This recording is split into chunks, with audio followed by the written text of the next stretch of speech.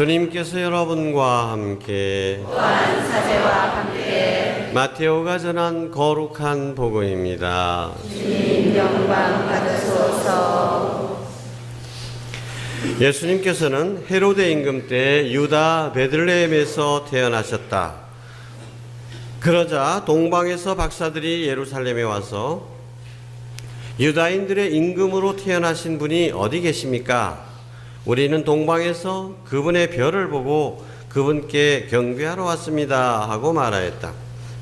이 말을 듣고 헤로데 임금을 비롯하여 온 예루살렘이 깜짝 놀랐다. 헤로데는 백성의 수석 사제들과 율법학자들을 모두 모아놓고 메시아가 태어날 곳이 어디인지 물어보았다. 그들이 헤로데에게 말하였다. 유다 베들레헴입니다. 사실 예언자가 이렇게 기록해 놓았습니다. 유다 땅 베들레헴아, 너는 유다의 주요 고을 가운데 결코 가장 작은 고을이 아니다. 너에게서 통치자가 나와 내 백성 이스라엘을 보살피리라. 그렇게 그때 헤로데는 박사들을 몰래 불러 별이 나타난 시간을 정확히 알아내고서는 그들을 베들레헴으로 보내면서 말하였다. 가서 그 아기에 관하여 잘 알아보시오. 그리고 그 아기를 찾거든 나에게 알려주시오. 나도 가서 경배하겠소. 그들은 임금의 말을 듣고 길을 떠났다. 그러자 동방에서 본 별이 그들을 앞서가다가 아기가 있는 곳 위에 이르러 멈추었다.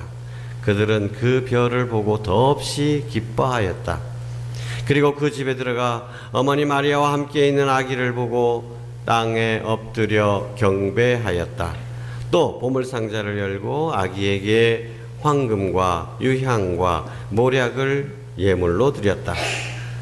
그들은 꿈에 헤로데에게 돌아가지 말라는 지시를 받고 다른 길로 자기 고장에 돌아갔다.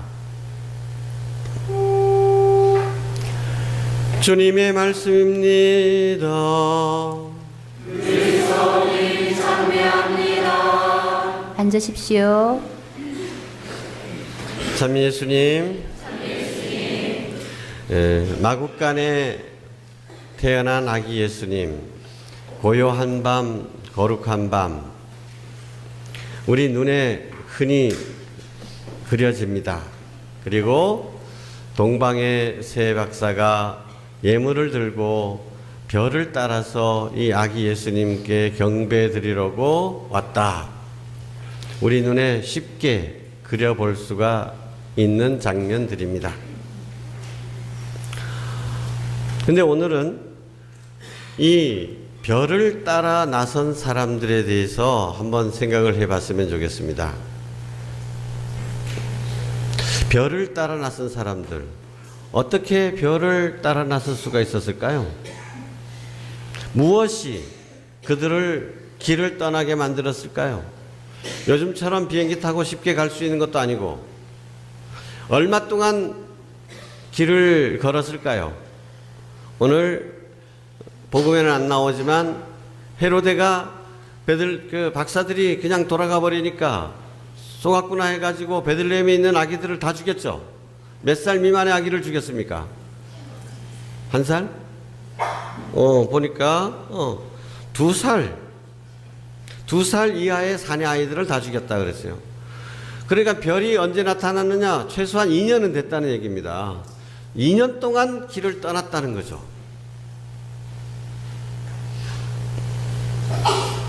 무엇이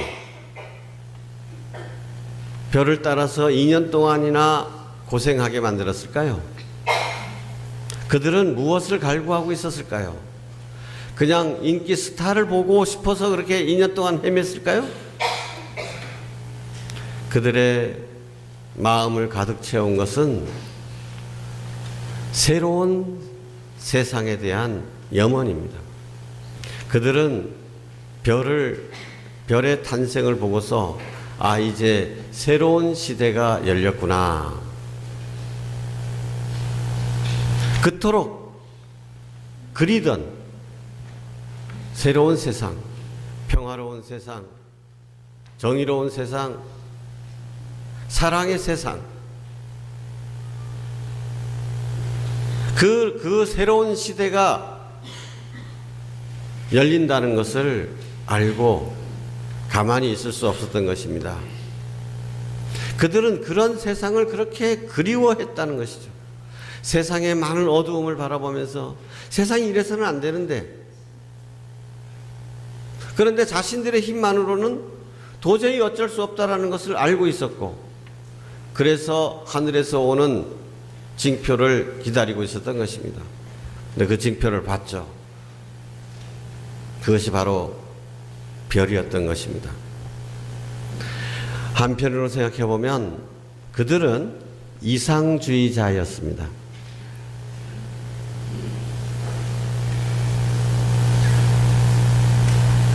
다른 사람들이 그들을 어떻게 바라보았을까요? 그들의 식구들은 그들을 어떻게 평가했을까요? 별을 보고 길을 떠나겠다고 했을 때 이상한 사람들이다. 지금 당장 먹고 살기가 힘든 판에 내 발에 불이 떨어졌는데 무슨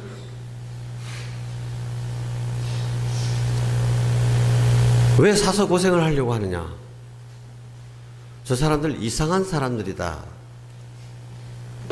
하늘만 바라보고 사는 사람들이다. 이렇게 판단했을 것입니다. 그런데 자, 그러면 여러분들은 여러분 자신을 어떻게 생각하십니까? 여러분들은 이상주의자, 별을 바라보면서 사는 사람들입니까? 땅만 바라보면서 사는 사람들입니까?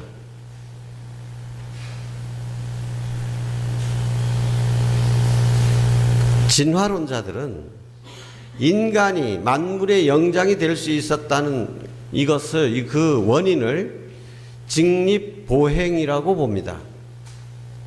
네 발로 기어다니는 것이 아니라 두 발을 딛고 똑바로 서서 살 수 있었기 때문에 두 손이 자유로워졌다. 그래서 이것도 할 수 있고 저것도 할 수 있고 직립보행, 똑바로 서서 걸어 다닐 수 있는 이것이 오늘의 인류를 만든 것이다. 이렇게 설명을 합니다. 일리가 있는 말이라고 저는 생각합니다. 근데 직립보행에서 제가 생각할 때는 두 손이 자유로운 것보다도 인간을 오늘의 인간답게 만드는 것은 머리에 있다고 봅니다. 머리가 하늘을 향해 있다는 것입니다. 참으로 인간다운 것은 발은 비록 땅을 딛고 있지만 머리는 항상 하늘로 향해 있어야 된다는 것입니다. 그런데 하늘을 향해서 있는 머리는 그대로 있는데 마음은 늘 땅만 쳐다보고 사는 현실주의자들이 대부분이라는 것이죠. 심하게 비유를 한다면 꿀꿀거리면서 먹을 것만 찾아 헤매는 돼지의 모습이라는 것이죠. 쿵쿵거리면서 어디 먹을 것 없나. 우리가 현실을 도외시할 수는 없지만 현실에만 파묻혀 있어서는 안 됩니다.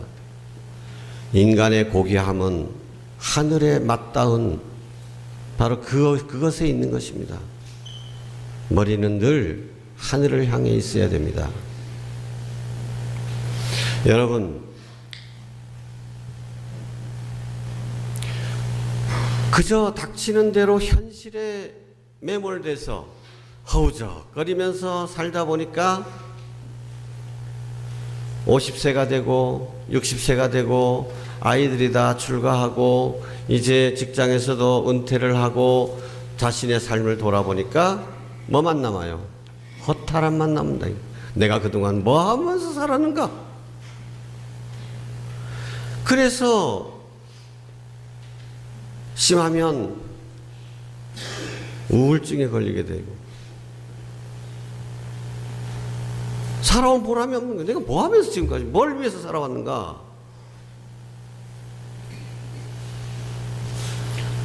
막상 은퇴하고 나니 세상만 바라보다가 살았는데 은퇴를 하고 나니 할 일이 없는 거예요. 어떻게 살지? 갑자기 삶이 두려워지는 겁니다. 땅만 보고 산 사람의 결론이 그런 것입니다. 여러분, 잠깐만 눈을 감고 10년 뒤에 나의 모습을 한번 상상해 보십시오. 10년 뒤에. 10년 뒤에 물론 조금 늙었겠죠? 주름살도 늘고 육체의 힘도 많이 빠지긴 했을 겁니다. 10년 뒤에 그런데 내 얼굴 표정은 어떻게 변했을까요? 더 온화해질까요? 더 빛이 날까요? 아니면 근심 걱정으로 더 어두워졌을까요? 우울해졌을까요? 10년 후에 내 모습은 과연 어떨까요? 10년 후에 내 마음은 어떨까요? 10년 후에 내 마음은 희망으로 가득 차 있을까요? 열정으로 가득 차 있을까요? 아니면 현실에 대한 불평불만으로 가득 차 있을까요? 잃어버린 젊음에 대해서 한탄스러워하면서 옛날을 그리워하면서 그렇게 살까요? 아니면 10년 뒤에 내 마음은 뿌듯함과 보람으로 가득 차 있을까요? 10년 뒤에 내 삶에 대해서 나는 스스로 어떤 평가를 내릴까요? 너 잘 살았다, 수고했다, 이렇게 말할 수 있을까요? 아이고, 너 무신거멍 살아시냐? 이렇게 나 자신을 비난하게 될까요?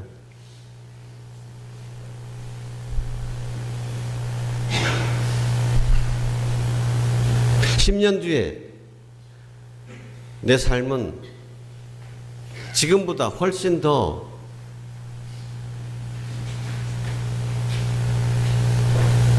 우아해졌을까요?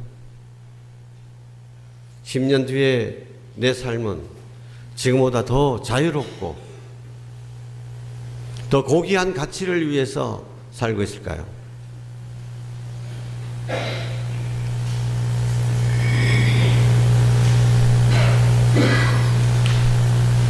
현실을 도외시할 수는 없습니다. 우리는 하늘을 날아다니는 새가 아닙니다.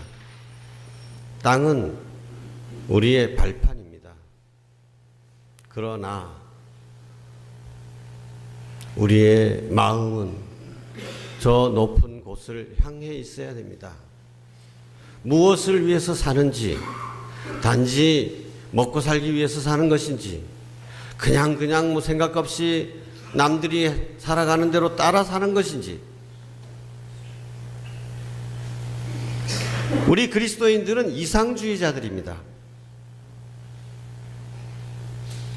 예수님을 따라 사는 사람들입니다. 세상 사람들이, 현실주의자들이 다 우리를 비웃습니다. 야, 그런 게 밥 먹여주냐? 그런다고 뭐 덕 보는 거 있냐? 세상 사람들이 다 비웃고 손가락질을 하더라도 하늘의 별을 보고 따라 나서는 사람들이 우리 그리스도인들입니다. 예수님을 따라 나서는 것이죠. 참된 평화를 찾아 나서는 것입니다. 참된 정의와 광명의 나라를 찾아 나서는 사람들입니다. 네 혼자 그런다고 무슨 세상이 달라질 것 같으냐? 비웃는다 해도 안 달라지면 어떠냐? 나는 이 길을 가련다.